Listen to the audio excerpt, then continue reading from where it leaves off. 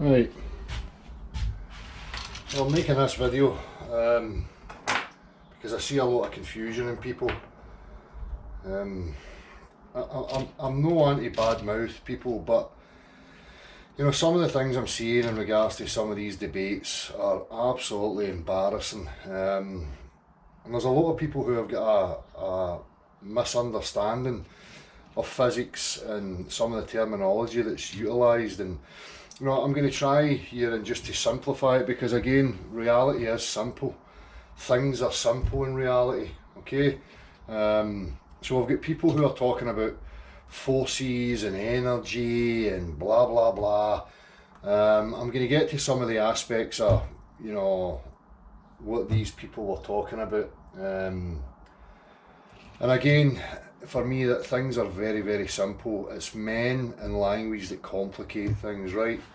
So, the two main ones right now are force and energy, okay?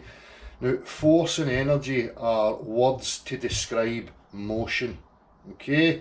So, we'll start with motion. Motion simply is, you know, we've got an object at rest, okay? And it wants to remain at rest, blah, blah, blah, right? Now, what we require is we require force, which is just something else that's in motion, to apply a pressure to something else that puts it in motion, right?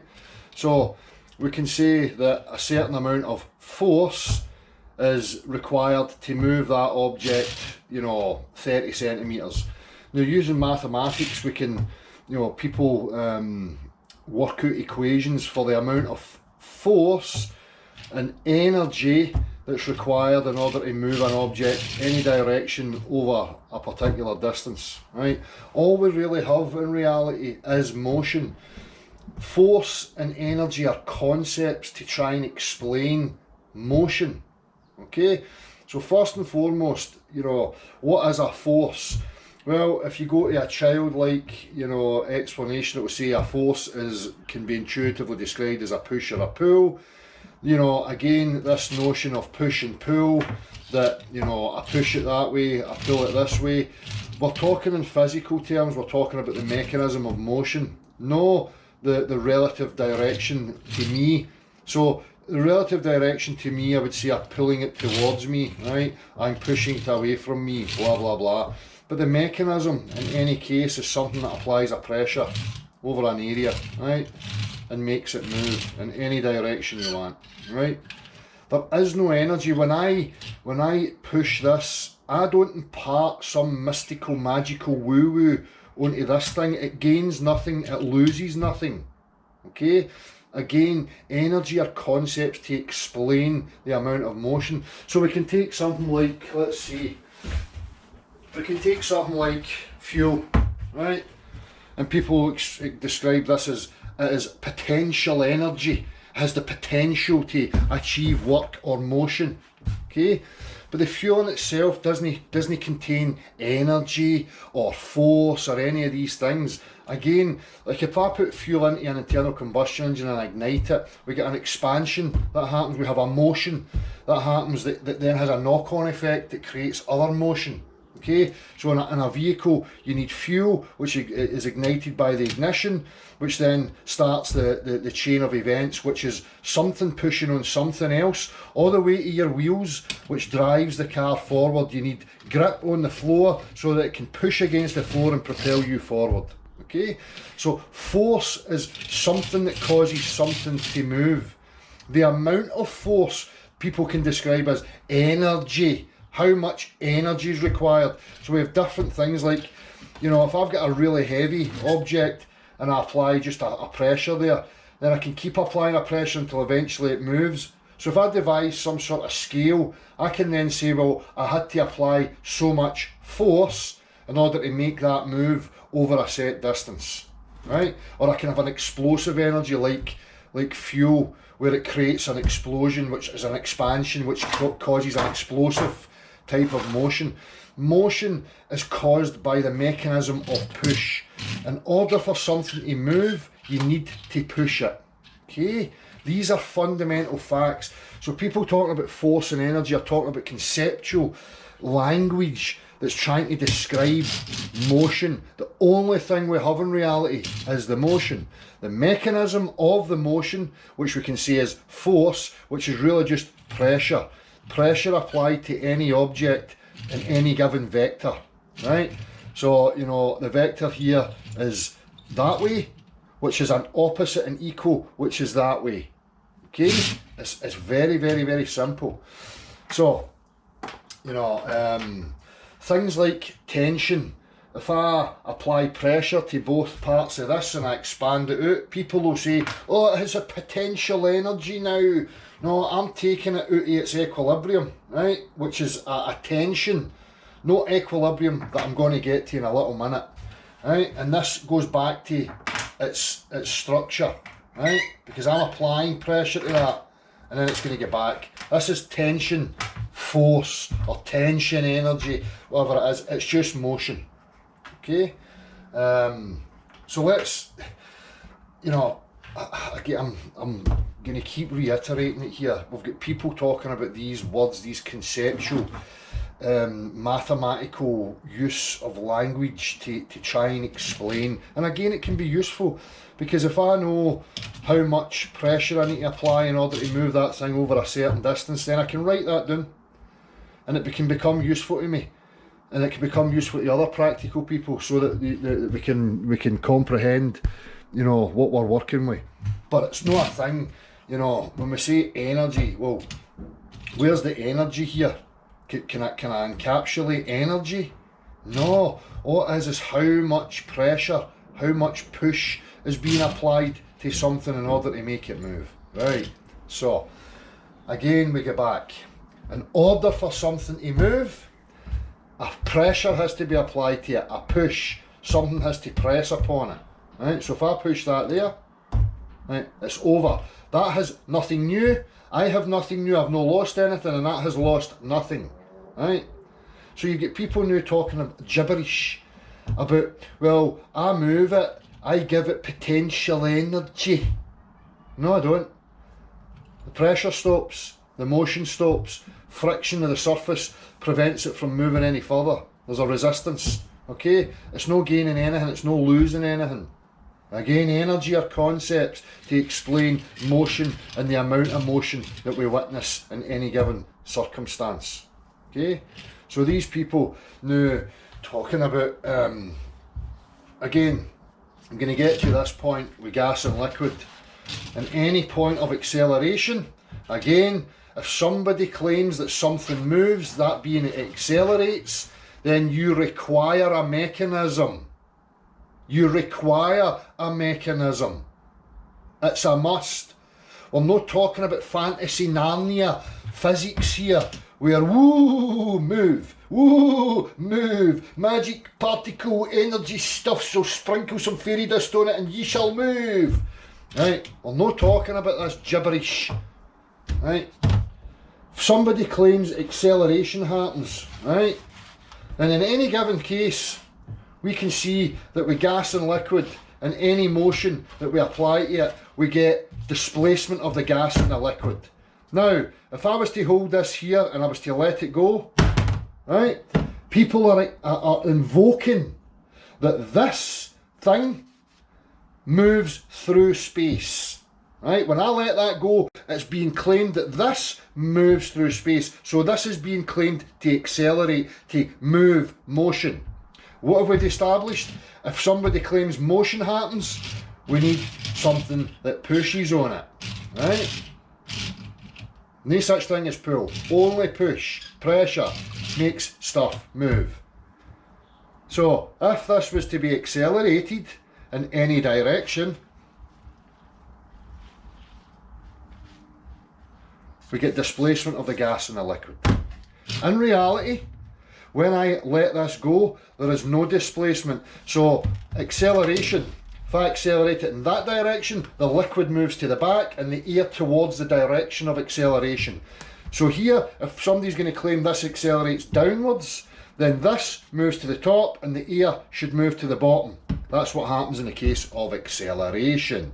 But people don't want that. They want to try and come up with woo-woo, globe-type, nonsensical gibberish. about some magic. So this magic freezes the plastic, the air and the liquid together so that it's accelerating all at the same time, just like a solid, with no displacement occurring. Yet we do not witness that anywhere in reality. It's not accessible to human beings. It's pseudoscience. It's gibberish. No acceleration on the downward vector. None. No. We get to people like the ones that were talking last night, just as I said, okay? So, we've got this directional vector, right? And when we let things go, it appears that the thing goes to the earth. It appears that way. However, again, if it was the case, then we would see displacement. You do not get to request special tractor beam Star Trek type accelerative forces where it applies enough force on the gas, enough force on the liquid, or varying, forces to make it appear like a solid. That's absolute fucking hogwash. I'm sorry, I tried not to swear, but I'm sick of it. It's ridiculous. And it's really embarrassing. So now we've got people who are professing Earth's a stationary plane, okay? But yet we have objects that are doing this. We have a vector, right? And again, anybody that's claiming that object, that is the thing that moves through three-dimensional space, requires a push mechanism. You're going to need a force in order to achieve that. But again, what type of force are we going to have that's accelerating the gas and the liquid all at the same time? That's nonsense. That's gibberish. There is no observed acceleration on the downward vector. Gas and liquid show you that. End of story. Okay? You can hypothesize and fantasize about Narnia physics until you're blue in the face. Reality's simple. Okay? So, what do we have now? Now we have people saying, well, the object's at rest and you apply a force, which is correct because I have to apply pressure, I have to squeeze it, right? Then I have to put my arm in motion in order to elevate it to here. And then they say, when you done that, you gave this potential energy. Whatever the fuck that means. Right? Nothing is imparted. This gains nothing new by me picking it up. There is no magic woo-woo fairy dust being applied to it. Right? And then they'll say, and you gave it potential energy, and this in itself caused itself to move. It's just the same as me sitting there and saying, right, I've touched you now. I've touched you. I've gave you potential. Now move. Move. Can you move, please? Please move. Pretty please with a cherry on top. Will I use my pineal gland powers or something? Do I need to pray to invisible fairy gods or something? I mean, move please. Can you move? I'll touch you again. I'm giving you more potential energy. Move. It's not working. Right, I've moved it. I've given it more potential energy. Can you move back, please? Can you move back? No, because you need a force of motion. Now these people want to say that when I let that go, it self creates force. Preposterous. Absolutely preposterous. So another commenter who wants to avoid reality is saying, okay, I've got a car on an incline like this, okay, and then I remove my finger. Right, and it moves. Right, so again, it's the same. If you're going to claim that the car is the thing that accelerated itself, how is that? How does that make itself move? Huh? Saying it's more dense than the air and the air can't support it and blah blah blah. Right, well, the density of the air here is the same as the density of the air here, here and here, but it still goes that way. Doesn't it go that way? Doesn't it go up the way? Doesn't it go in any other direction? It goes down the way. The same here. Right, I'm holding that. Now remember, this, the table, the floor, myself, we're all connected to the reference frame. And if it's the reference frame that's pushing towards our feet, That's what creates the upward vector and gives you the equal and opposite downward vector. Okay? There is no woo-woo magic, it's just simple mechanics of motion. So when I remove, I would say that's because this, my hand, me, the whole reference frame is in motion, right? And just like any incline, if you put an incline and you push it upwards, it's forcing that downwards. It's very, very, very simple.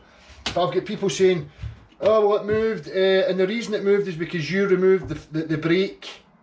Well, me removing the brake's not imparting any pressure on this, right? I'm not applying a force. I'm just simply removing the block, and it moves. So your two options are it's a reference frame that's moving, or you need to invoke some woo-woo mystical gibberish to explain how that moved itself. Buoyancy and density, the effect of, you know, something sinking through a medium or air bubbles rising through the medium, they stop the minute that I let the thing go, right? Because density and buoyancy do not create themselves. Things have a set density, and you have things that are buoyant, like air bubbles and whatever, but the motion of those in that vector are only there when it's connected to the reference frame.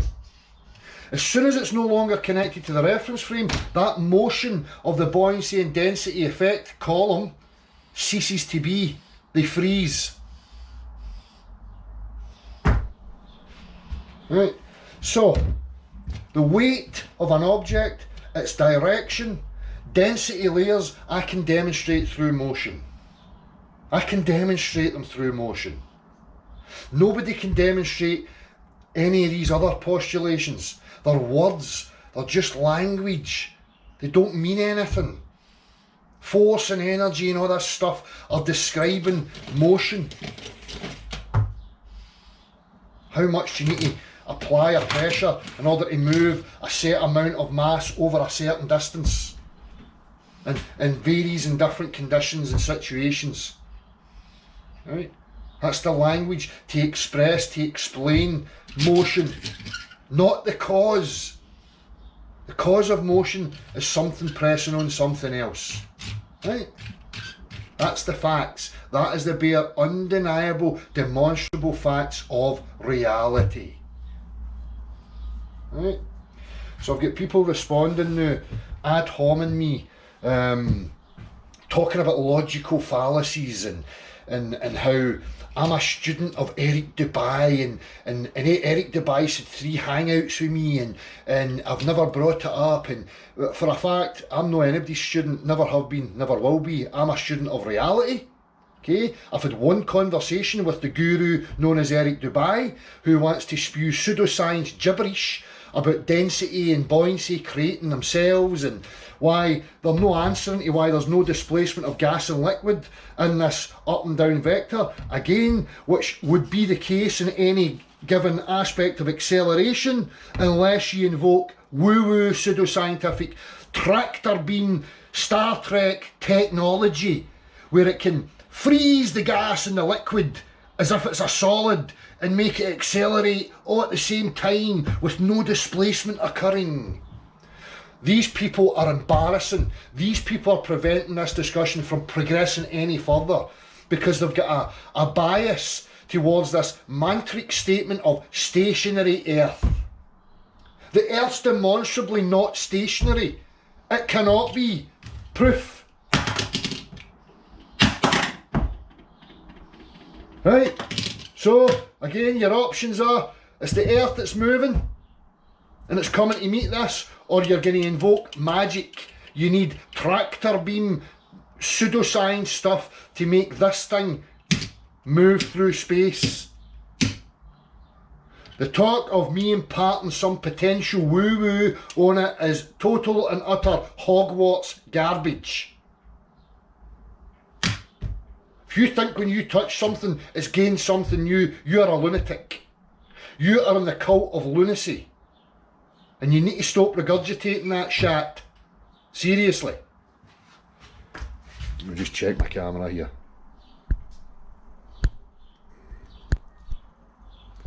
Right, I'm still on, that's good. I'm just going to try and remember some of the other stuff, right? So people are now saying to me, you can't get outside the reference frame to know that it's in motion. Well, the effects here within the reference frame are showing me. And you've got two options. You're going to assert that the thing moves through space itself by some, you know, magical means, or it's the Earth that meets it. Now, when I'm saying that the Earth, that it's the Earth that meets it, so we can have other possibilities, right? So, you know, if I swing this and have a centrifugal effect, this was the other thing, right? People arguing about the centrifugal force, right? And that centrifugal is a fictitious force and these types of things. Centrifugal effect is a result of motion, right?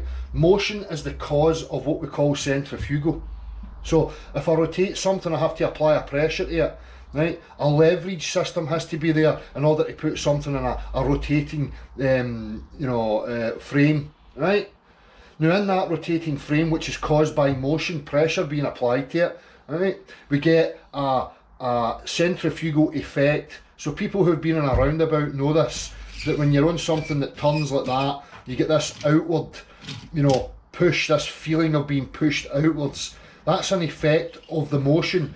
You don't get the centrifugal effect until pressure puts it in motion, right? And then we get a centrifugal effect.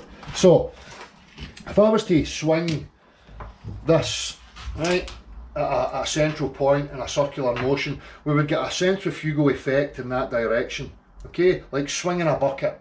If you swing a bucket with water in it, the water will stay to the base of the bucket, regardless of what way you're spinning it. You can be spinning it in any direction and it will stay, right?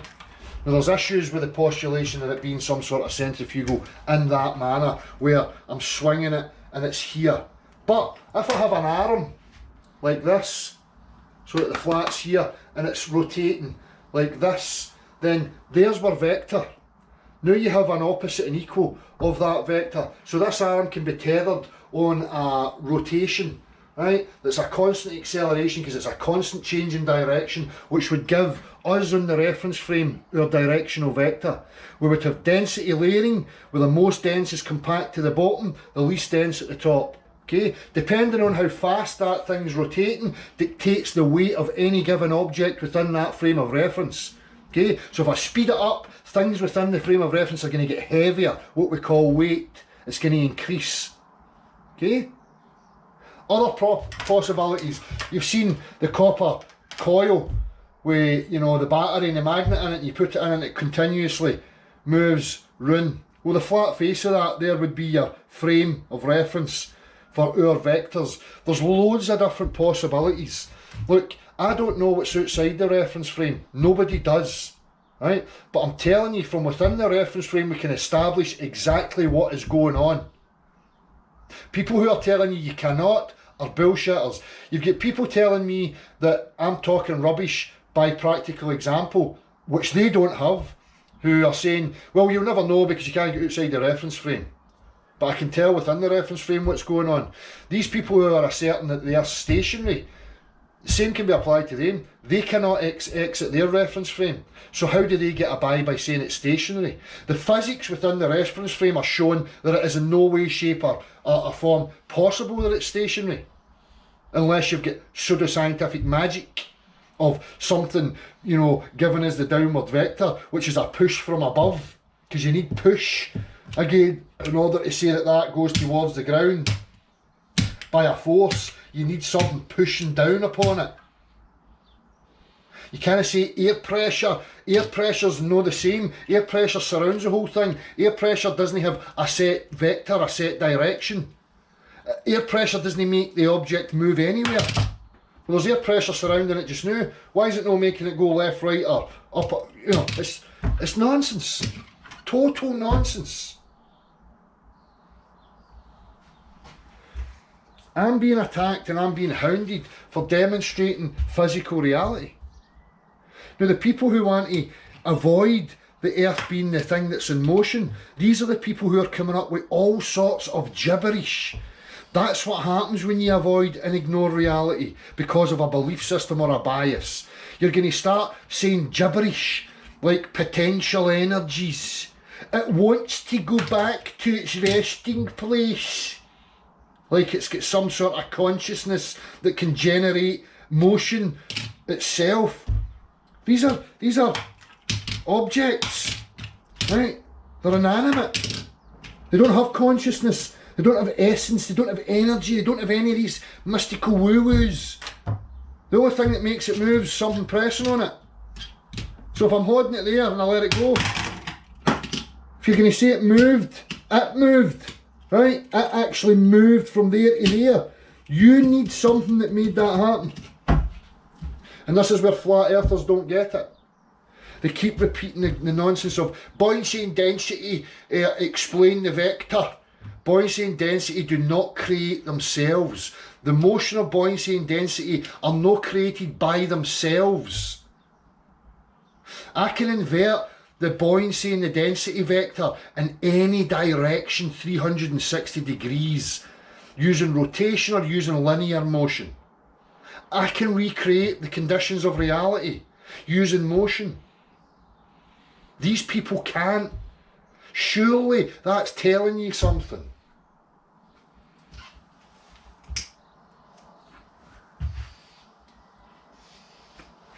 Again, I'm going to show you the magnets.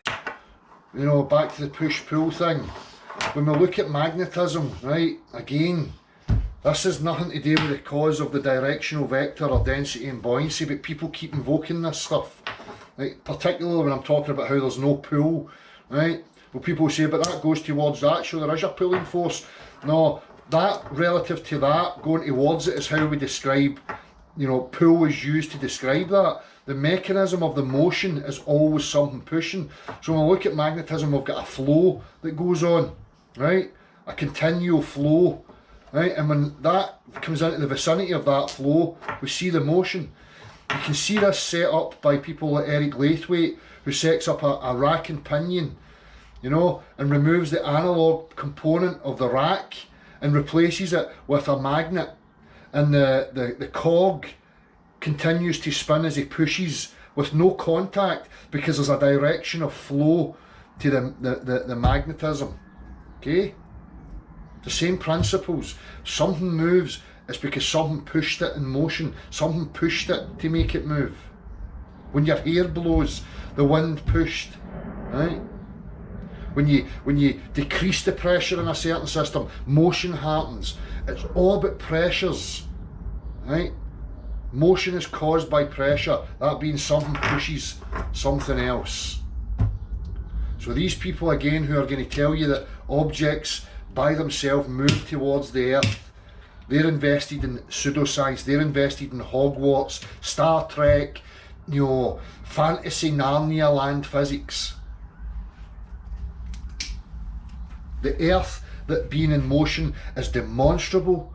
The earth being in motion is simple logic, it's simple to comprehend, it's simple to recreate and can be recreated in any given vector. The circumstances that we find ourselves in on earth, I can manipulate it and alter it.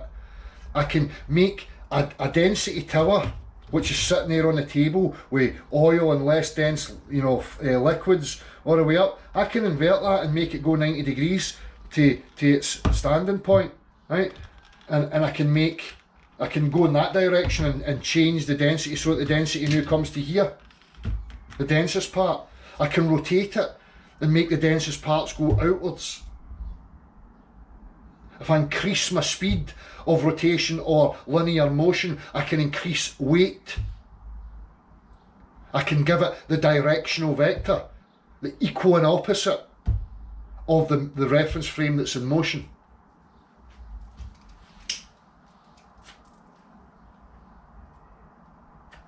These people now are trying to hijack grassroots realism, talking about full exploration. I'm the channel. My channel is the only channel from the beginning that pushed for full exploration. Full exploration is the goal. This is part of full exploration. This is central to things like the globe earth nonsense. They require nonsense, because they know they have to have something that explains this, but they have gibberish, they have conceptual nonsense. I have reality on my side, I have the mechanics of motion on my side. Flat earthers are the same. Stationary, immovable earth. Well, again, your assumptions is it's stationary. Your assumption is that it's stationary, although you're telling me that you need to go outside the reference frame in order to know, which is nonsense. And again, if it's stationary, what's it attached to? Like that's stationary right now, you would say, relative to us. Okay? But it's attached to something. It's not just hovering. It's attached to something. This thing's now attached to the floor. The floor's now attached to the earth. So what's the earth attached to? And then what's that attached to? And what's that attached to? You're making all sorts of an infinite regress assumptions. It's an infinite regress assumption. Unless you're going to say, oh no, it just hovers. That's another assumption then. I'm not basing any of this on any assumption. I'm basing what I'm saying to you on the mechanics of motion. I can demonstrate it 100% of the time, so can you. You can recreate it. I can mess with certain variables and I'm still going to get the same results. I can make predictions on it and I'm going to get the right results. I can invert it in any direction I want and I'm going to recreate the same conditions. But there's too many people out there that want to avoid all this stuff, that want to avoid the simplicity of reality, because they're bought into mantric statements and gurus telling them, and peer pressure telling you that you're not allowed to say this or investigate it this way because we don't want you to. Do you know why? It's because these people are invested in keeping you confused. They do not want this progressing to a proper comprehension of our reality. Spouting stationary and density and buoyancy being the cause of themselves that give the directional vector and motion of objects through mediums is no progress in anything. You're never going to be taken seriously. I'm telling you, it's cringy and it's embarrassing. You really need to stop it.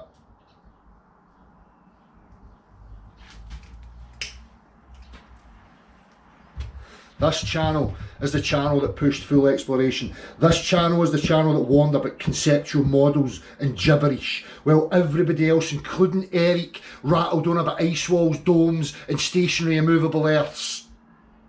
That never came from this channel. Full exploration came from here. So this attempt to hijack direct realism and grassroots movement is laughable.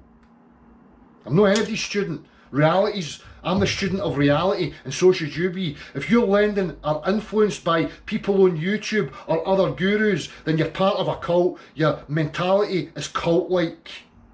Until you can come in front of me with your practical demonstrations to show your claims, I'm going to consider you a cult member. You're in the cult of lunatic. It's not a personal thing.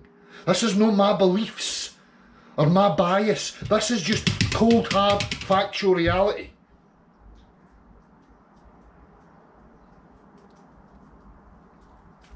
I get animated, I raise my voice because I'm passionate about these things. Right? I'm a passionate defender of reality. I have a hatred and a contempt for pseudoscience, for gibberish, for bewilderment, for people spewing confusing nonsense, right? I don't want my fellow man being confused and caught up in pseudoscience gibberish that doesn't make any sense, that takes you nowhere. I want progress.